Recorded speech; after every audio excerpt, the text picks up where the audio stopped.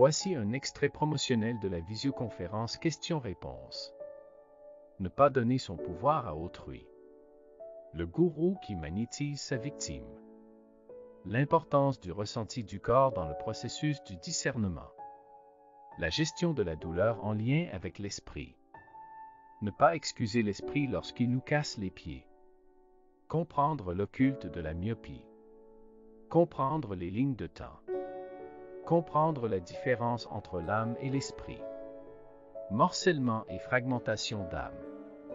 S'offrir en amour plutôt que de tomber en amour. La création du double et le rapport de force. L'imaginaire n'existe pas. Hypnose régressive ou transe. Demander de l'aide à l'invisible. Comment se vit la vie de l'esprit sur le plan surmental? Exemple d'intégration rapide de l'énergie solaire dans le corps et symptômes. Conscience versus changement de mode de vie. Prendre soin de son corps physique.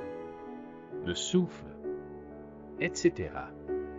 Vous pouvez vous la procurer en totalité sur le site www.supramental.biz.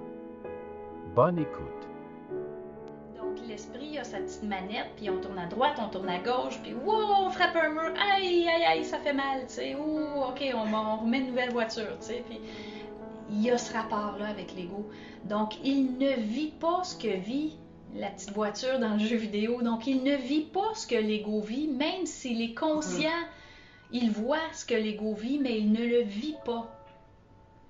C'est ça le travail de la fusion, la différence, c'est que tranquillement, l'esprit rentre dans la matière parce qu'on se retrouve depuis très longtemps, depuis beaucoup de réincarnations, l'esprit est sur son plan, l'ego est sur son plan, puis finalement, l'esprit n'a pas encore fait l'expérience de la matière. Et comment est-ce que l'esprit fait l'expérience de la matière? Mais c'est par la fusion avec l'ego.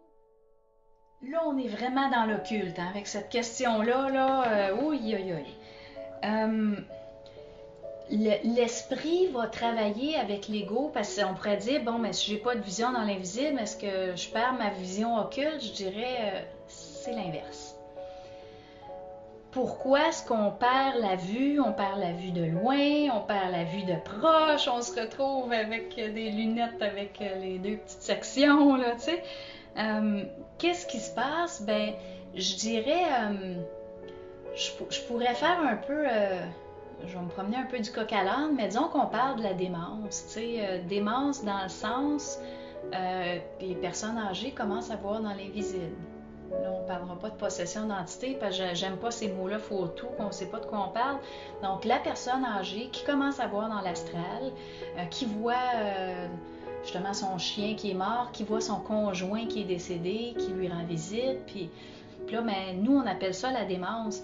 Mais qu'est-ce qu'il y en est? C'est que la personne, elle se prépare à passer dans un autre plan. Donc, c'est comme si elle prépare ses champs d'énergie pour aller en astral.